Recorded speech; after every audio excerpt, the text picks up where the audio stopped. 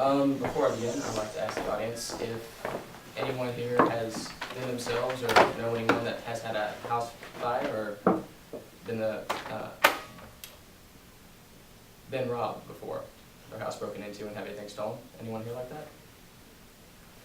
Me too. About 5 years ago, my friend Josh had a kitchen fire in his house and destroyed his kitchen. The house was safe. Thankfully, firefighters got there in time.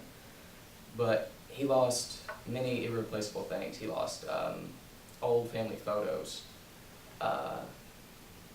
stuff like that you can't replace. He lost also things that are really hard to replace, like birth certificates and social security cards, everything that was kept in that little miscellaneous drawer everyone has in their kitchen.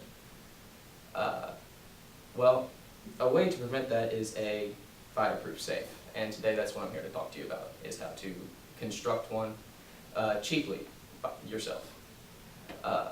Some materials you're going to need are 2 sheets of 1-inch plywood, 2 sheets of 1/4-inch gypsum board, fire resistant of course, 24 fire resistant tack nails, 12 fire resistant bolts, 12 fire resistant nuts, a fire resistant lock bar, and a combination lock that can withstand really high temperatures.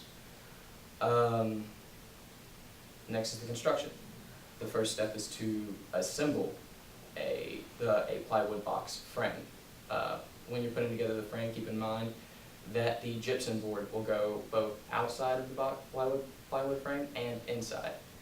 And this is a kind of a guide through a 10x8 fireproof safe from eHow by Brenda Barron. After you've constructed the frame, the next step is to sand the door, where on the side the door will close at a 45-degree angle to keep the door from catching when you close it and open it.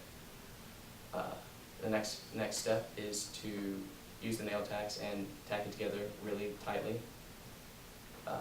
After that is done, measure twice. Better to measure twice and cut once than measure once and cut twice with this gypsum board. Once the gypsum board is applied on both the outside and inside of everything, secure it with the nuts and bolts to provide safety, better security.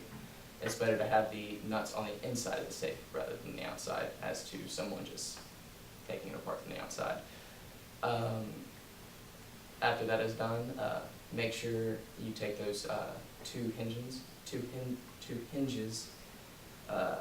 and the 2 fireproof hinges and affix the door to the frame that you have put together.